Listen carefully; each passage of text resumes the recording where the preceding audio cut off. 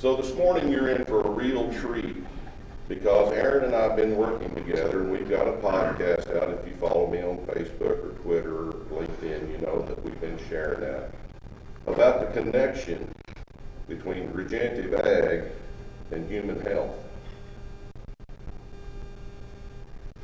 And it's serious, folks. I mean, we've got limited time here on this earth. And if we're going to make our mark and we're going to live a healthy life to the end, we need to be working on it right now. Not tomorrow, not next week, not next month, but today, because time is short. So I'm going to ask Erin to come up here and enlighten you on the things that she's done and the work that we're doing together, and you're in for a real treat. And I'm very, very pleased and honored to introduce you to Erin Martin. Let's give her a round of applause.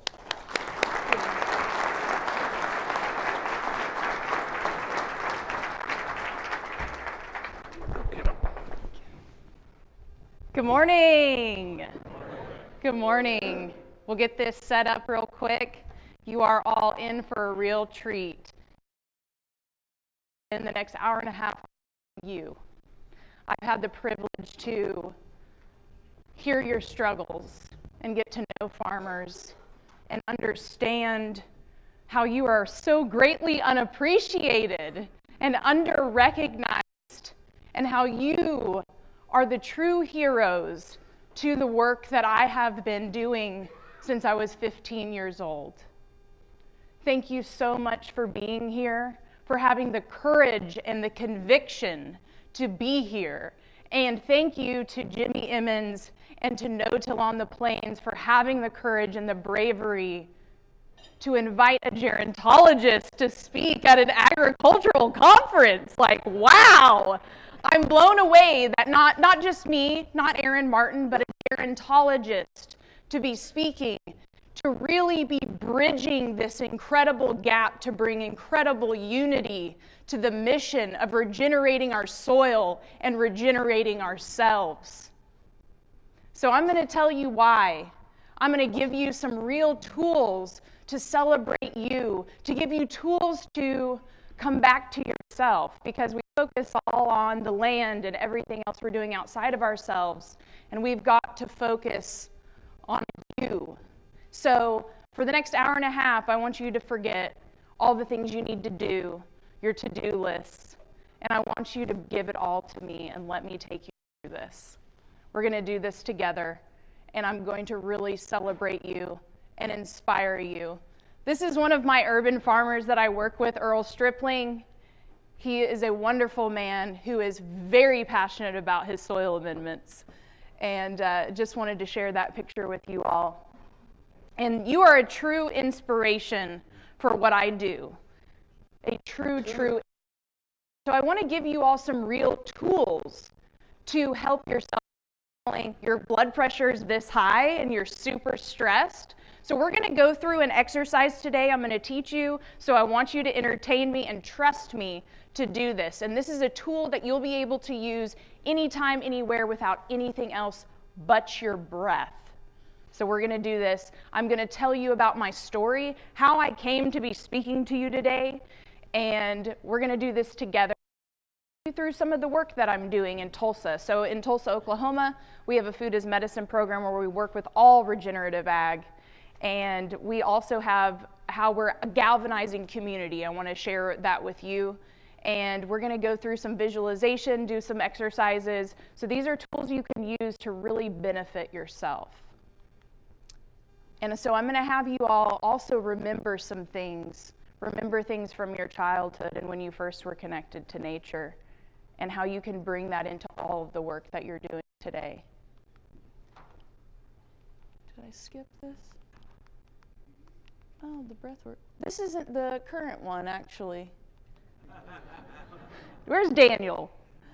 Can we update? This is not the current PowerPoint, but we'll. I'll go through this with you all. So, has anyone heard of breath work before?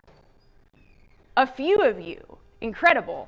So breath work is about, it's nothing fancy, nothing crazy, but it's about being connected to your breath and being consciously aware of your breath. You'll how much you are not conscious that you're breathing, or once you start realizing that you're aware of your breath, what will happen is you'll realize how much you're not breathing. Okay? So there are incredible benefits to breath work. There's a new New York best-selling book called Breath, and it's talking about all the health benefits of our breath. And it's a God-given breath. If you're alive, if you're breathing, you're here. And so it's something that we have to have. Thank you so much. So, breath work has incredible benefits for your mental health, for when you're feeling depressed, for when you're feeling angry, for when you're feeling resentful. It detoxes your body, so your breath is a natural detoxifier. Your breath can energize you. It can heal you. It can bring up emotions and let them release from you. So I want you all to get comfortable, okay? Get comfortable in your seat, and I'm going to do this with you and model this. So get comfortable in your seat, put both feet on the ground, okay? Get comfortable however you feel comfortable. Now you can put your hands on your knees like this. You can put your hand on your heart here. You can put your hand on your stomach. You can put anywhere that you feel comfortable. So you don't have to do any of these things. There's no rules. Thank you so much. Appreciate it. Okay, great. So reduces stress, anxiety, grief, depression, anger, reduces pain, releases toxins from the body, improves digestion, and improves your sleep. So this is going to be fun. And we're not going to be doing this too long, so don't worry. So what I want you all to do is I want you to get real comfortable, put your hands where you need to have them. If you want to connect with your heart so you can really feel your breath, I want you all to close your eyes, please. And I want you to focus in on yourself. You all work so hard, focused on your land and all the details of that, and your family, and your spouse or your partner. Let's focus on you for right now. This is your chance. Leave all those worries outside this door today. Let me carry you with us inside. So focus in on yourself.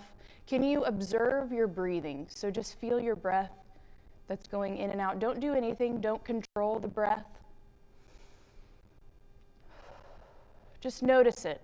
Notice it. Where is it showing up in your body? Are you breathing a lot in your chest, in your stomach? Okay, so just being aware of the breath. That's the first step. Being aware of the thing, and you're aware of the problem. That's the first step, right? So this is an opportunity to really be in and aware of your breath. Okay, so we're going to do an exercise. Keep your eyes closed. What I want you to do is now I want you to start making sure if you're just breathing, are you just breathing into your chest? A lot of people are breathing up in their chest, but you really want to breathe down into your belly. Let your belly go out and in. So you really want to breathe out into your belly, and then it goes up into your chest, and it's a full circular breath. So when you breathe in all the good, all the beautiful information that you're learning in this conference, and breathe out all the worry and doubt. So you breathe in all the good, all the beautiful, all the love, all the positivity, all the possibilities. All that fear and doubt and what if, and am I going to make the money? Am I going to be able to do this and make this transition? And breathe all that out. Let that go. Let us carry that. Give that to the earth. Give that to God. Give that to whatever higher power you associate with. Now we're going to count. So now we're going to do a box breath. We're going to go in where you're going to breathe in and you're going to count to 4. You're going to go breathing in on a count to 4. So breathing in 1, 2, 3, 4. Then you're going to hold for 4. Then you're going to let out for 4. You're going to hold at the bottom again, and then we're going to go again. So we'll do 2 rounds of this, okay? So breathe in 1, 2, 3, 4. Then hold for 4. Hold your breath. 1, 2, 3, 4, and then let out. And control it. So you control 1, 2, 3, 4. And hold at the bottom. 1, 2, 3, 4. And then breathe in. 1, 2, 3, 4. And then hold. 1, 2, 3, 4. And you can do that many different times. And now I want you guys to continue to close your eyes. Just be comfortable. Stay centered in your breath. And I want to take you back, and I want you to imagine in your mind, with your eyes closed, I want you to remember, what's the first time you felt connected to nature? When was it? Can you remember where you were? Who were you with? Was it a grandparent? Was it your father? Was it your mother? Many of you, as I know from talking to farmers, the memories of being connected to nature were as long as you can remember, or from a very, very young age, 3 or 4 or 5 years old. Can you remember what you could see at that time? Was it trees? Were you on the farm? Were you hiking? Were you fishing? What were you doing? Can you smell? What's the smells that you could smell during that time? And how did it make you feel? How did you feel when you first were connected? And maybe it was being more connected to that parent or that grandparent. And this, I want you to know, this is your safe space. This is a beautiful memory that you can take with you and that you can go back to anytime. And this is a special moment that you can have forever. So whenever you're feeling doubt or worry, go back to this place and remember why you're here, because this is your purpose and it's with great responsibility. So I want you all to know that you have this space. Remember all your 5 senses, and you can utilize them to go back to this space inside of you at any time. It's a safe space. I'm sure you could feel now just remember how you feel now as we've done this exercise. So how do you feel now versus when we started it? If you want to kind of wiggle your fingers and wiggle your toes and kind of bring yourself back to the space, that's a really great way to kind of bring yourself back into this realm. So thank you all for entertaining me with that. And that's a tool that you can use with your breath anytime. So, a lot of you may not associate yourself with being a hero. You may think, oh, that's like an egoic thing, you know, those fancy heroes with an Achilles heel. Well, that's not what I'm talking about today. I'm talking about true heroes who do the work, whether anyone recognizes it or not.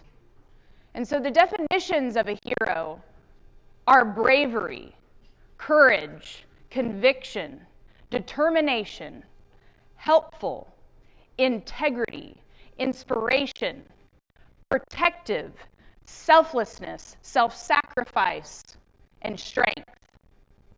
And I guarantee that you relate to one or all of these things, and I guarantee that they describe you in being here and in all the work that you do. So these are the 3 definitions of a hero.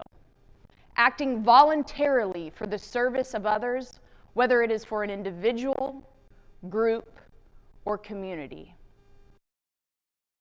I know you all do this. I know maybe it feels maybe involuntary because it was handed down to you, but you all are doing this with free will. Performing actions without any expectation of reward or external gain. Farmers are some of the most humble people I know. They don't want to be like the front marketer, and they're not out just like promoting all the time. That's not their thing. Without any expectation of reward or external gain. You do this because you care, or because all your family has worked so hard to do this. Recognition and acceptance of the potential risk or sacrifice. We've all made sacrifices. I come with all of my sacrifices and my trauma and my pain that has prepared me here to connect with you all and to honor you. And I know you all have come and you arrive here with all the troubles that you've had and all the different worries and fears, and you're all here showing up anyway. And that's a huge deal. So this is one of my favorite quotes by Albert Einstein. We can't solve problems by using the same kind of thinking we used when we created them. So like Jimmy said, we all just were doing our best before we understood some of these regenerative ag principles, and there's nothing wrong with that. We did the best with what we understood. But in doing this, in these practices before regenerative ag and before understanding it, before coming back to our roots, we've made some mistakes or not done things as best we can. And so we can't solve problems by using the same kind of thinking. We have to change our thinking, and that's not easy to do. So I'm going to get into my story, tell you a little bit about myself. I ended up being a gerontologist. So does anyone know what a gerontologist is other than people who obviously know Jimmy? Okay. So a gerontologist is actually not a doctor. A geriatric physician is trained on how to treat older adults clinically. A gerontologist is trained on the physical changes of aging, the psychological changes of aging, and the social and cultural impacts of aging, and the spiritual components of aging. So I was trained by attorneys on how to navigate Medicare, Medicaid, end of life, and all these kinds of things in Social Security, but that's not where it started, obviously. So where it started was I was 15 years old. I was in high school, and I wanted to have my first job. I wanted to make my own money. And there was this senior in high school that was just really funny. She used to tell these hilarious jokes. And it was working, and she was telling these hilarious jokes about what older people were saying at her job. And I said, "Where do you work?" And she said, "Well, I work at this retirement home for 55 plus, and you can make $7.25 an hour." I was like, whoa, that's a lot of money at that time. And so I wanted to go get a job. My mom's like, "You don't have to get a job." I was like, "I want to make my own money, Mom. Okay, let's go." So I go and interview, and I become a server in their dining room when I was 15 years old, served breakfast, lunch, and dinner. And that's when I fell deeply and madly in love with 135 older adults. Deeply loved the wisdom that they carried, and also the childlikeness of them. They didn't care about what other people said, and they were authentic. And I thought, maybe that's where true happiness comes from being authentic. And I thought, well, why don't younger people do that earlier? Maybe they would be happier too. And I wanted to be the most authentic part of myself.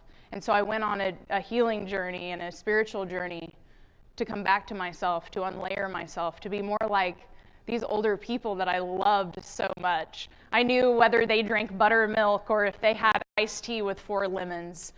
And then when I was 17, I was promoted to the front desk as emergency response from 4 p.m. till midnight. So if IMSA came, someone fell, I was there. And I saw a lot of things. But I still didn't really know what all was going to happen and where everything was going to go. And I didn't know I would end up having a career working with older people. And I definitely didn't know I was at an agricultural conference. So from there, I did other things. I went to business school. I was a property manager and corporate manager of a property management company. All the older adult tenants were my favorites, of course. And I grew up in Tulsa, but I moved out to California, to Los Angeles. I wanted to get out of Oklahoma and experience some new things. And I was looking for a master's program, and I went and looked at maybe hospital management and some other different things, but it wasn't anything specific enough. So I was like, okay. Talking to my father one day. My father was a really incredible child psychologist. And I was talking to him about what I wanted to do, and he said, "Well, Erin, why don't you do gerontology?" And I said, "Dad, that is not a degree." And so, of course, I got on my computer, google.com, I Googled gerontology, and the #1 school of gerontology in the entire world was 10 miles away from my apartment at the time at USC, the University of Southern California. So I went there on campus, but it is the only freestanding school of gerontology in the entire world. I sat in their beautiful little small atrium. It's open with a fountain and some plants, and I thought this is the place. And that school and that master's program changed my life. I was learning what the truth about aging was and what normal aging was. And then I got a job as director of social services over 7 affordable housing sites for 62 plus older low-income adults. And so not only was I learning all of these incredible things and what's hot in aging and all the new science and all the busting all the myths and all the things about aging, and I was seeing what really was happening in the world with my clients, with my team, we were serving over 700 low-income seniors. And we had clients that were on anywhere between 15 and 32 prescription drugs. But I was learning in my program that disease is not a natural part of aging. If you're 65 in the United States, you are on an average of 15 or more prescription drugs per year. And if you are 50 years old in the United States, you have at least one chronic condition. But disease is not a natural part of aging. Huh? I was so confused. I was seeing all these people falling and having all of these problems and all this unnecessary suffering that I was seeing in them and their caregivers and their family members. And I thought, well, what's going on? So I have an analytical kind of business mind. I have a business management degree. And so I followed the money. And I followed the systems. And I saw what insurance was paying for and what it wasn't paying for and what food they had access to and what food they did not have access to. I thought there's something very wrong here. I was very confused, like how could we be treating our wise, incredible human beings like this? I didn't understand, and I was really confused. And I was learning these myths, right? These myths that pain is not a natural part of aging and that disease is not a natural part of aging. Yet I was seeing that what became normal in our society was disease, chronic conditions, 32 prescription drugs. And that was become normal. And falling was like a normal thing, like old people fall. So I was really confused by that. And then I was in a class who was the dean for 17 years of the gerontology school. And he's a huge advocate. He trains all the UCLA doctors. He showed us a carrot. He showed us a big orange carrot, and he showed us a small purple carrot. And that's the first time I understood what GMOs were. I was like, this is so interesting that he's teaching this. And I had been learning about health a lot just in my personal life, kind of at the same time. So everything's like culminating at the same time, right? Everything's circling around all these different pieces of information. I started kind of adjusting my diet, adjusting what kind of chemicals I was inundated with at home and my makeup and different things like that. And he also shared with us about vitamins and artificial vitamins, and we're going to get into some of that too. And I was just so confused. And he was teaching us the first thing gerontologists do, we can't prescribe, but we can make recommendations and we can review medications. One of the first things he said was take them off all of their vitamin supplements, except vitamin D maybe. We're like, whoa, like people are going to think we're nuts. And we're going to talk about why that is and why, remember when we're talking about all of this stuff, bring it all back to the stuff with the soil because you're going to find that there's some incredible metaphors here. So start linking all this stuff back, everything I'm saying, and then like relate it to soil health and minerals in the soil and how things are absorbed and how things are translated, okay? So then I'm learning all this, I'm seeing everything in the Section 8 housing for seniors, I'm learning things in school, and things are just like not lining up, right? Still very, very confused. So my final course at USC was we went to Italy. We studied death and dying in Italy.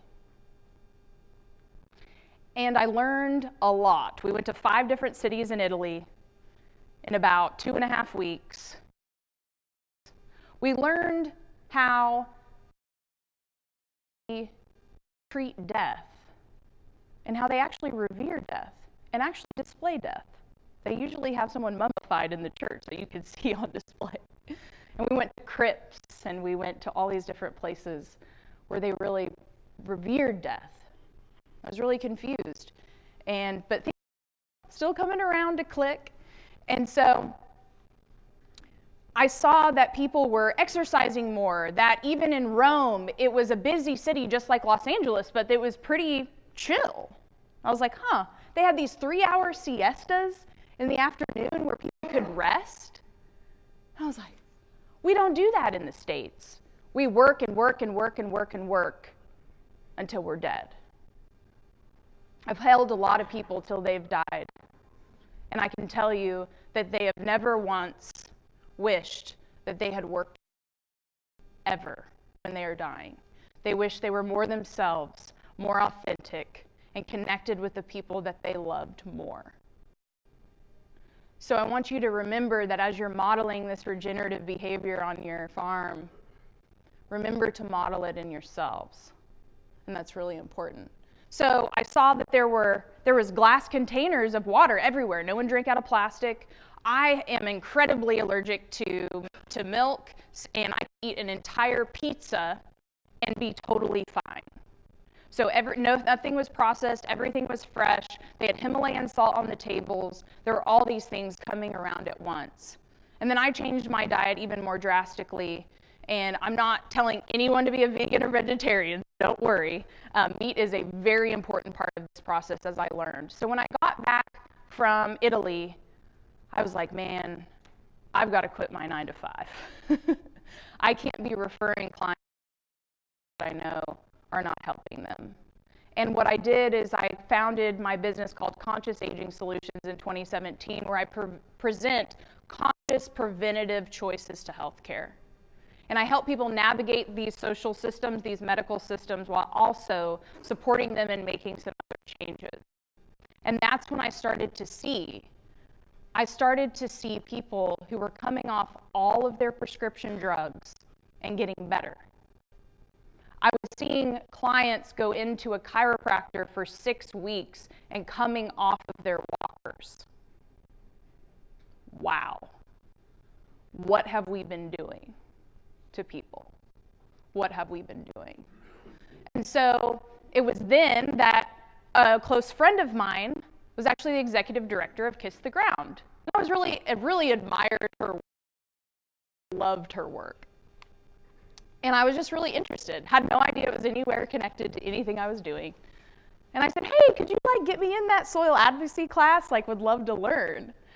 I got in and we studied a lot of science, and I was blown away and realized that soil health is directly related to every single thing that I am doing and every single thing I just talked to you about.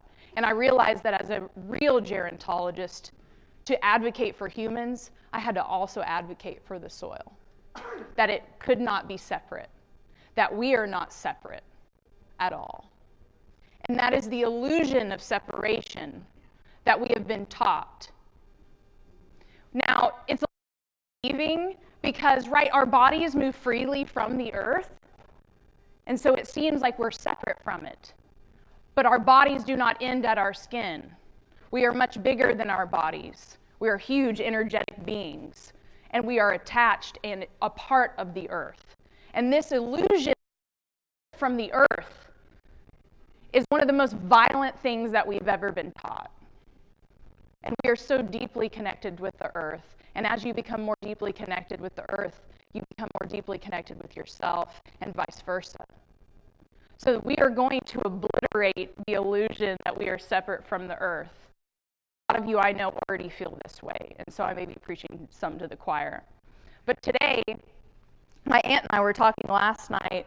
She lives in Wichita and is here today. She's one of my many wings behind me. And she said,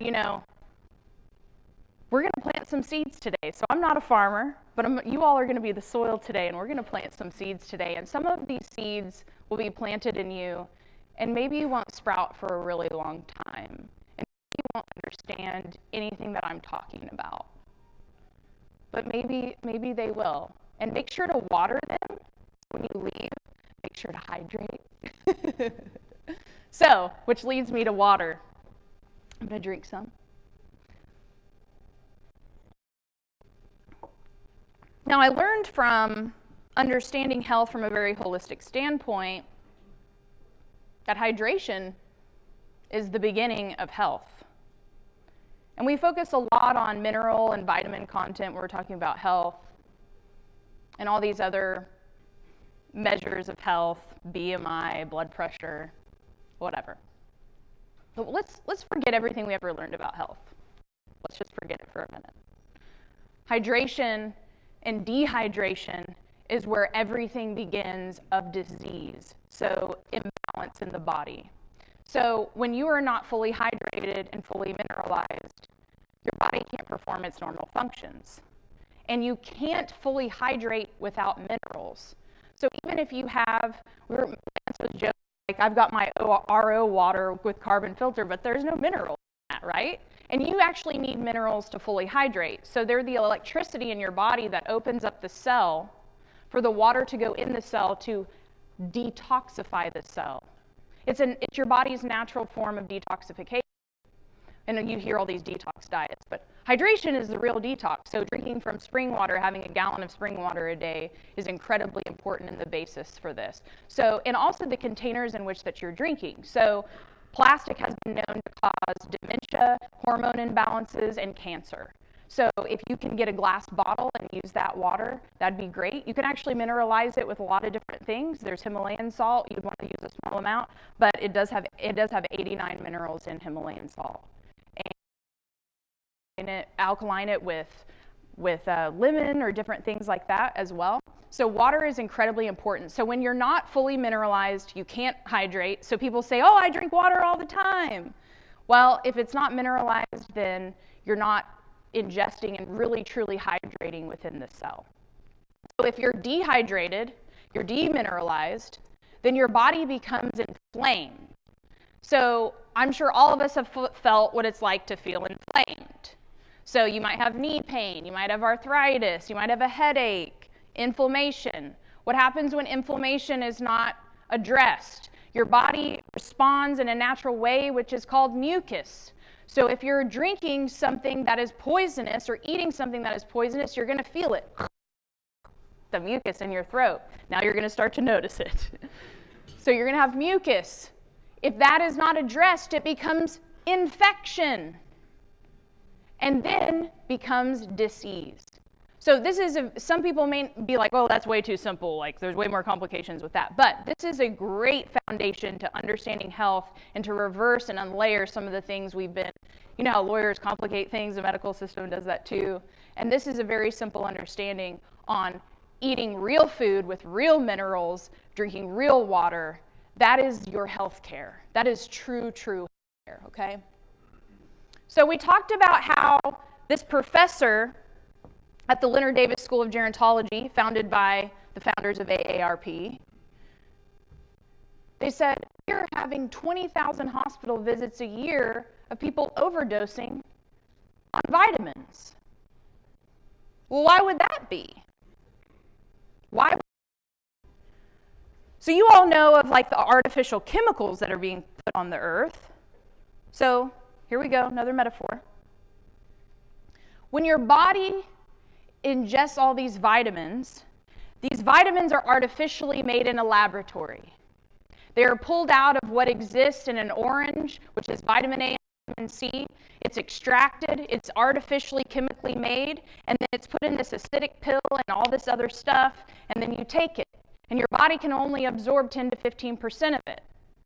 Because your body does not have the organic software that was in that orange to ingest it, to read it. It's just like putting a USB drive in a computer and not having that driver software to read that new hardware for computer people who understand that. So hospital visits a year of older adults overdosing on vitamins, iron supplements that are causing dementia. We have people getting hip replacements with cobalt and having full-blown dementia and getting that hip back out and then their dementia going away. we have some serious opportunities here. So, blue zones are where people age the longest in the world. And since I was in Italy, you'll see that in Sardinia, Italy, that's a blue zone. Blue zones in the world. There are 5 blue zones up here. There's actually 6. There could be an argument. There's one in Pennsylvania. Well, there is one in Loma Linda, California. Why would that be? There is a large population of Seventh-day Adventists. And part of their religion is they have a predominantly vegetarian diet. Now, again, we are not going to say you're going to be vegetarian. That's not what I'm saying. This is just for you to be more conscious and understand. Now, there are things all these blue zones have in common, and people are living to 120 years old on 0 prescription drugs and dying of something called old age. And they have several different things in common. One thing they do is they drink from their spring water, right? These are smaller towns usually, so not as urban. So we have other challenges as well. They eat seasonal, local food with a predominantly plant vegetable diet. They eat meat. They eat meat more rarely, not 3 times a day. They eat meat once a week or once a month. And it's a special occasion, more or less. They move naturally, so they exercise and move a lot. So in Italy, I saw, it's older people walking up all these like crazy cobblestone streets. You're like, well, that keeps them, in good shape. And they are positive thinkers. You are what you eat, and you are what you drink, okay? And one of the things that I thought was so incredible that transcends the food, transcends the water, it transcends the exercise. There's a place in Philadelphia or in Pennsylvania where they actually have a blue zone that's not on here.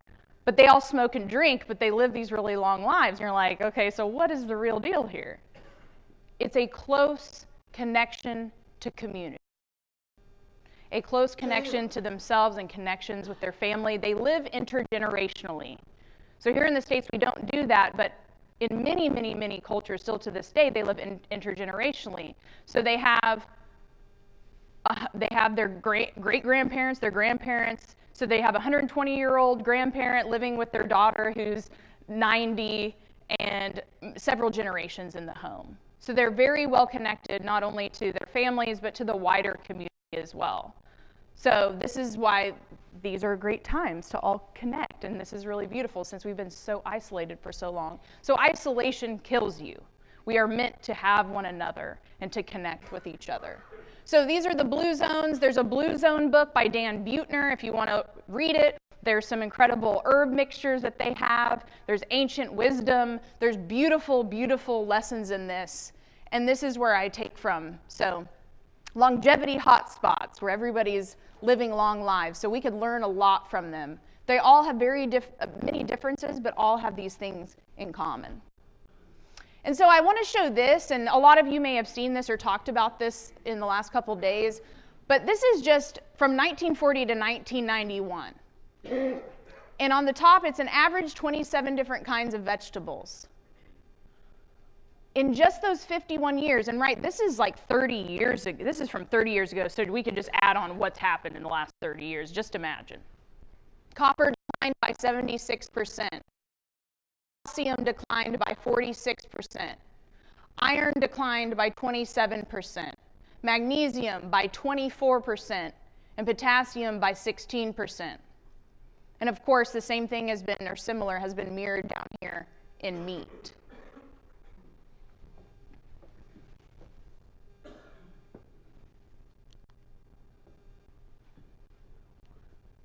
And at the same time, chronic conditions are skyrocketing.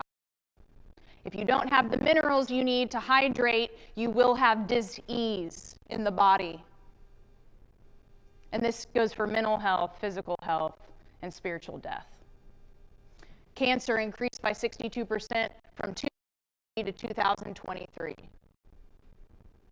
Mental disorders, depression, anxiety, bipolar, and many more, up 54%. All of these things.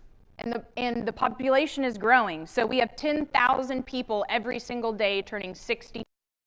We have 100 people every single day turning 65 in Oklahoma, and on average in Kansas, 37 a day turning 65. So all these things have to do with each other, and what I learned from understanding regenerative ag and those practices was that nutrients, the soil doesn't actually translate the nutrients. If it's stripped of nutrients, then we're going to have depleted plants, but there's actually like a missing component. The translator, the bacteria, the fungi, the mycorrhizal fungi. And that with all these chemicals, we've been killing the fungi. That if we do have minerals in the soil, and organic matter, and all the good stuff our body needs to heal itself, but we don't have the translator that translates that nutrients from the soil to the food, then we have depleted food, and we have depleted humans, and we have a depleted environment. So this is the great translator. And Carissa, who's my farmer liaison here, she said, oh, and you can actually inoculate your seeds with fungi. And there's actually some incredibly medicinal mushrooms in the world, and I'll name a few. Chaga, lion's mane, reishi, turkey tail, golden oysters. And these are incredible, incredible pieces of medicine that are packed full of those vitamins and nutrients. Chaga has vitamin A through K. It has 89 minerals. It has an incredible amount of antioxidants. It has betulinic acid from the birch tree that has anti-cancer. It's been studied by the NIH to shrink tumors in mice. So if you don't know, these might be might be super new. Great translators, and they're also the great detoxifiers, a great way to detoxify poison from the soil.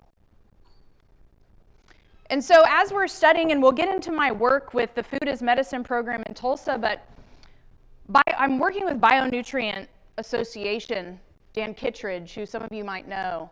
And I was astounded to understand that even in regenerative ag, even in any farming, there's a great vast difference of nutrient density.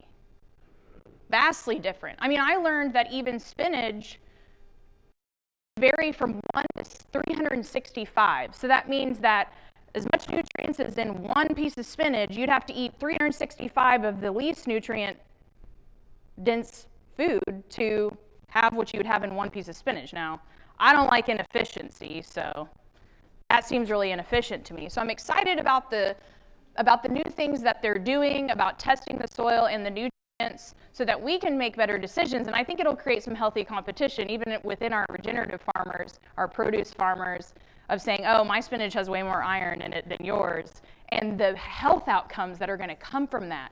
So what I learned in studying regenerative ag was that we actually have the potential not only to restore what our grandparents had, that same amount of vitamin A and vitamin C. Instead of now we have to eat 6 to 8 oranges to get that same amount of vitamin A and vitamin C, we actually have the ability to not only restore that, but to regenerate it further and have more nutrient-dense food than we've ever seen in several generations back. And that gives me great hope, because there's like an ugly picture and it's like, oh, thank God. Generate. So this is great. So as you can see here, grapes can vary 15 times, beets 9 different times. One may have to consume 8 blueberries or 3 carrots to equal 1, grown in an optimal condition with great nutrients and soil health. And what's the difference? These are things I always joke, like, why do we have to do studies that prove things we already know? God provided us the earth and the food that grows from it, and that is our medicine. Hippocrates, the founder of Western medicine, said, let food be thy medicine and medicine be thy food. And we've gotten away from that, so we're coming back. I'm really excited about that. I love this article too. So this is a story from our keynote speaker yesterday's home place.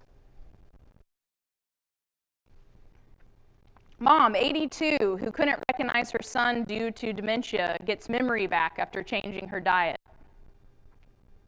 The foods that she was consuming were broccoli, kale, spinach, sunflower seeds, green tea, oats, sweet potato, and dark chocolate. Cacao is powerful for the brain. Not with all that extra sugar. Read the ingredients, guys. So she changed her diet and she reversed her dementia. And so there's a lot of discussion around this. There's a lot of different types of dementia, so we're not just making a broad stroke statement here. There's different stages of dementia. And so this is a big component. And this is really incredible to see that you can actually reverse a lot of chronic conditions with what you're eating, because it's a math equation. What you put in your body, the inputs that you're putting in are going to have outputs. Duh! So this leads me to some of my incredible work in Tulsa. I want to tell you about FreshRx, Food is Medicine. This is a program where a doctor prescribes fruits and vegetables. So we've partnered with actually 200 programs in the United States that are doing this currently. They're all kind of different. They may be called FreshRx or FoodRx or different things like that, but the premise is, and the shared mission is that a doctor is prescribing fruits and vegetables. And what happened is, in Tulsa, I don't know if any of you all are familiar, but we have a big food desert in North Tulsa. They haven't had a grocery store in 14 years. There are 5 zip codes where diabetes is the 7th leading cause of death. 3 out of 5 of those zip codes are in this North Tulsa area. They have access to healthy food, so they're dying of diabetes. So a doctor in North Tulsa came to the Tulsa Food Security Council and said, hey, I've done everything in my clinic that I'm supposed to do. I've prescribed the meds, I've done the tests, I've done all the things I'm supposed to do for these patients. They're compliant too. They're taking their meds on time, they're coming to their appointments, they're compliant. So there's something called social determinants of health that is beyond, anything beyond the clinic. So it could be family dynamics, it could be transportation issues, it could be any kind of issue outside of the clinic that is not being addressed, so definitely nutrition and things like that. So he said, I really am interested in doing a FreshRx program. And they had an incredible amount of people on board for this program. They had partners. We had our mobile grocery store woman who's called RG Foods, Katie Plohocki, a hub for us to store food. We had the Tulsa Dream Center who would offer a space to do this distribution. What we wanted to do was target people with diabetes who had an A1C level over 8, which means they were at high risk for having a stroke, heart attack, losing a limb, and some of already have. And we knew from these other studies, one called Fresh Food Pharmacy, that we could reduce their A1C by 1% to 2% in the year, and that would save anywhere between 16 to 24 per year per person. And it would only cost us about $3,500 to do it. So I know you guys know numbers. I know a lot of you guys do. And that's a pretty solid investment. $3,500 and $16,000 to $24,000 in savings. I mean, I'd invest. Sounds good to me. So COVID happened, and I joined this committee that had already kind of been having all the nuts and bolts of this program. And they said, hey, we need someone to fundraise and administrate this program. You want to do it? And I said, yes, this is like everything I want to do, but I want to source all regenerative, nutrient-dense food and all local. Because I was learning that in 24 hours, 95% of the nutrients in spinach is lost. And within 72 hours, most fruits and vegetables have lost 30 to 50% of their nutrients. So if it's not local, it's not nutrient-dense, and if it's not regenerative, it's not nutrient-dense.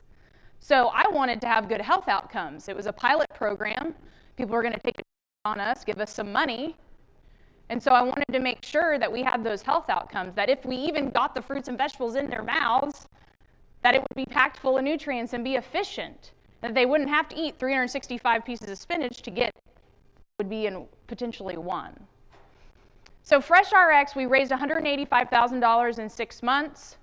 We are feeding 50 people for free for an entire year. They get about $50 worth of a share every 2 weeks.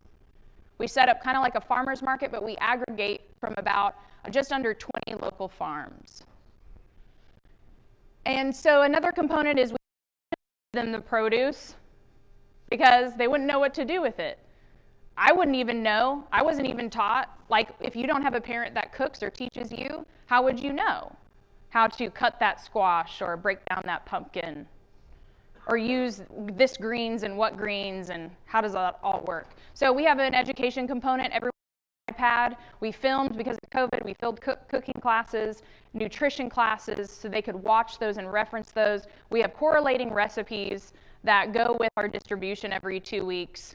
And then we tell them we believe that they can do it and that we're here for them. And we address social determinants of health. So if they're at the brink of being evicted, or they don't have transportation, or because a lot of them are raising their grandkids and very stressed, giving them tools like the breath work we did earlier to be able to combat these barriers to this program. And I want to show you all a little video. Channel 6 in Tulsa does a deal on called Something Good. They do news a lot of times is negative, so they have a 2 to 3 minute spiel on something good every week. And this is actually the 3rd time. They've done Story on Us 4 times, and I want to share that with you today. As access to locally grown fresh fruits and vegetables is really improving our health. She participates in the Fresh RX food program and tells me results since she saw your recipe. She's already seeing an improvement in her diabetes numbers. Well, you got a lot of colors there. Oh yeah, that makes it pretty. That makes it pretty. Welcome to Deborah Cooper's kitchen. And put my peppers and onions in first. Like I said, they don't make you feel like you're getting the handout. Yeah, it's like come and get some longevity. Yeah, it hasn't always been this way. I was best friends with Little Debbie and her snack cakes. Deborah says unbelievable products are limited to her budget and at times much more accessible than fresh local produce. Over the years, Deborah's sweet tooth started impacting her health. She was diagnosed with type 2 diabetes in June, and as a patient at Crossover Health Services was connected with the Fresh RX team. Our body can heal itself if it gets what it needs. Fresh RX is partnered with Oklahoma farmers, community partners, and patients at Crossover Health Services to bring fresh, locally grown produce to 52 participants with dangerously high A1C levels and type 2 diabetes. Medicine, and it has this huge ripple effect. Deborah is one of the Fresh RX participants. In less than 11 weeks, her A1C levels have gone from a 10.6 to a 7.1. They gave us all of these recipes with the items we were picking up. So that's like you gave me not just a card, but you gave me the keys too. And I have even passed up Debbie. I see where they set them out. I just hold my head up and said, girl, bye. Her physical health is starting to match her spiritual health. She says the same results are possible for others. What I want to do, I want to be here to finish it, and I want to do it in excellence. And this program, it is life-changing. Real outcomes, real food, real people. So your best, the Oklahoma Zone. Mm-hmm. You should have your own cooking show. He's on 6. Man, it has been a blessing. We are 6 months into this program. This is some of what the participants have said. I started the program at around 253 pounds, lost a chunk of weight down to 229.8. Thanks, Fresh RX. Erin Martin and Fresh RX are my heroes.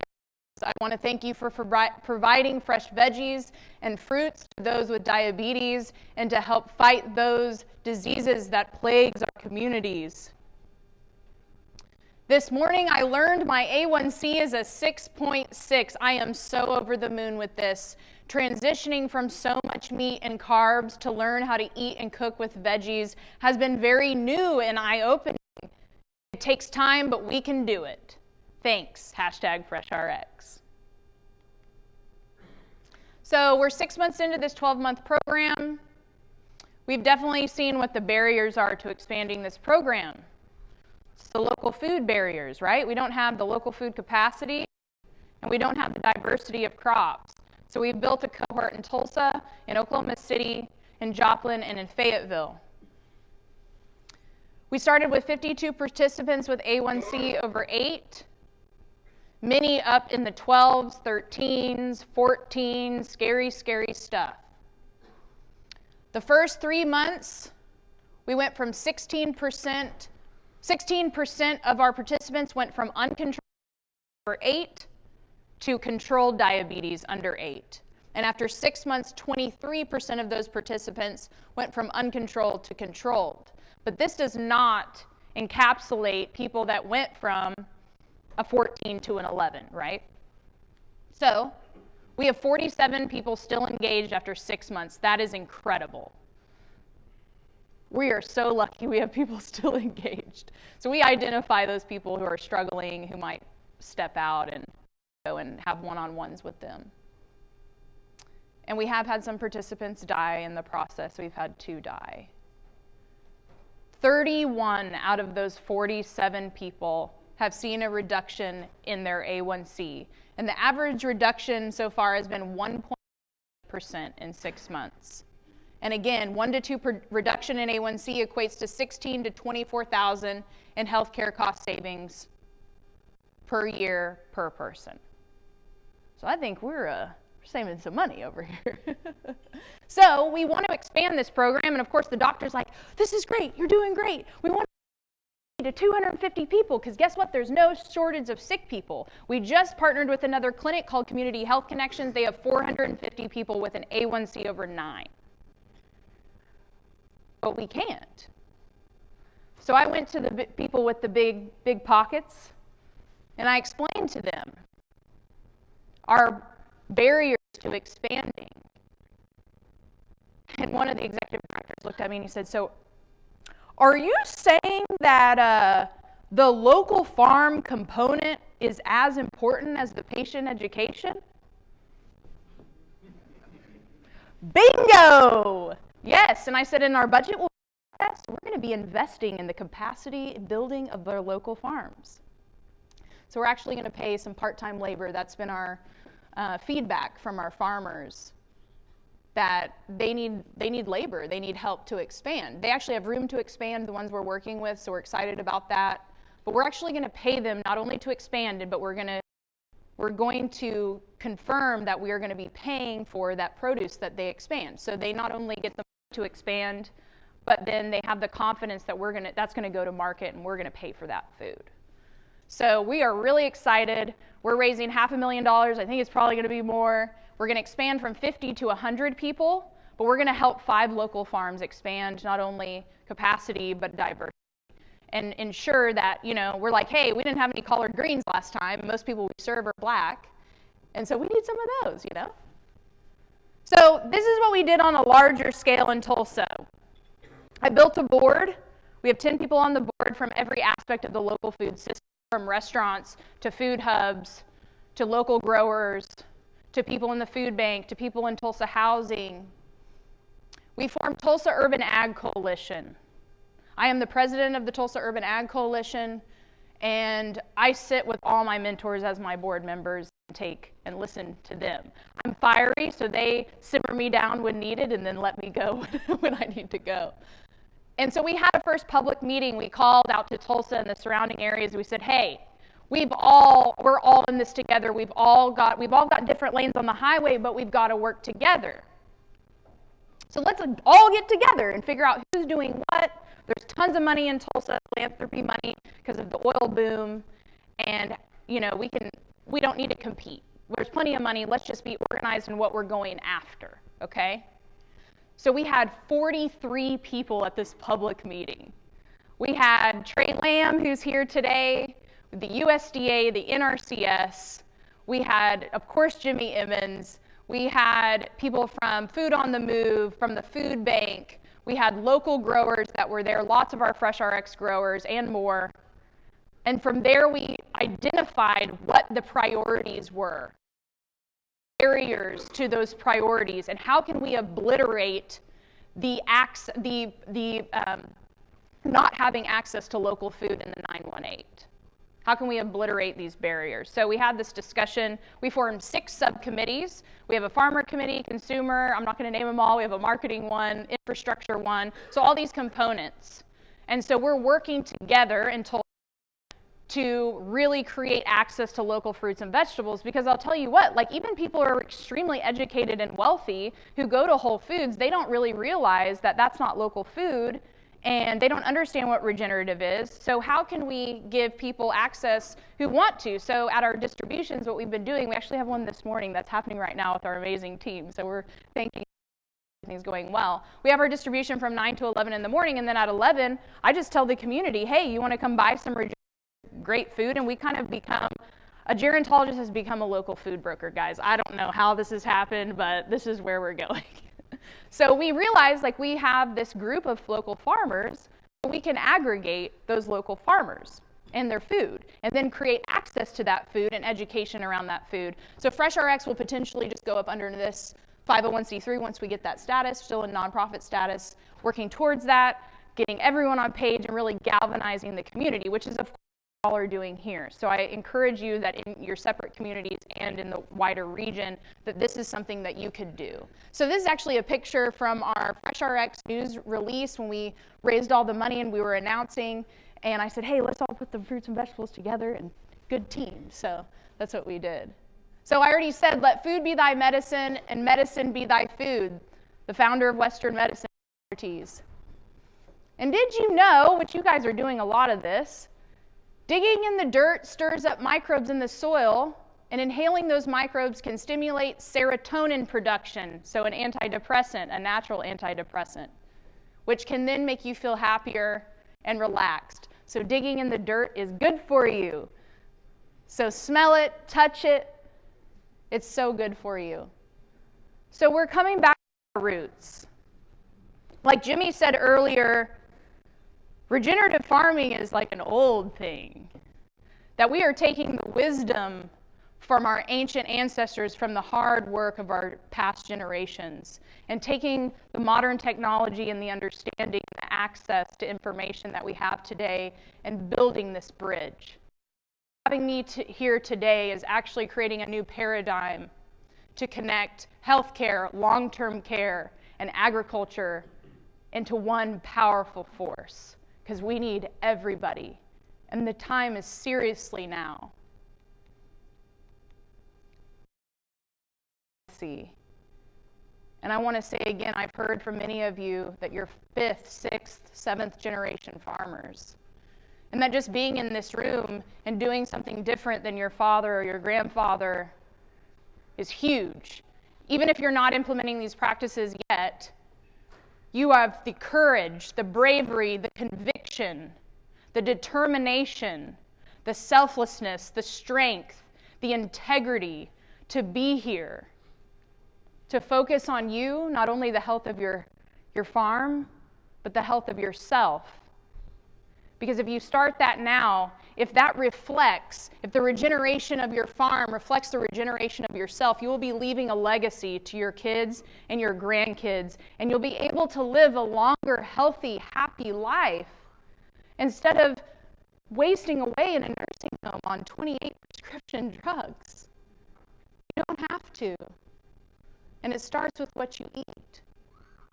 I want you to imagine, go back into that space in your mind, your safe place. We created it. The smells, the touch, the feel of where you first felt connected to nature. And I want you to take that feeling. I want you to take that feeling and I want you to bring it to here now and what you're doing on your farm and how you can create a place of relaxation, ease, and flow. As much as we have been taught in society, you don't have to control everything. That actually we're stewards of the land and the land to us. And in the book of Job, chapter 12, it says, "But ask the mountains what they think. Let them teach you. Let the birds tell you what's going on. Put your ear to the earth. Learn the basics. Listen. The fish in the ocean will tell you their stories. And trust the inner wisdom that is within each of you, that has brought you here, that is your purpose. Because to me, you are the true longevity heroes. And I love each and every one of you, and I believe in every single one of you. And I want to thank you so much for allowing me to honor you and your work. And I hope I could be a source of inspiration, some new information. So thank you so much. If you want to have more conversation, I'm open to questions, or if you want to have a more intimate discussion. Thank you all so much. Thank you for being here. Thank you for being the true longevity.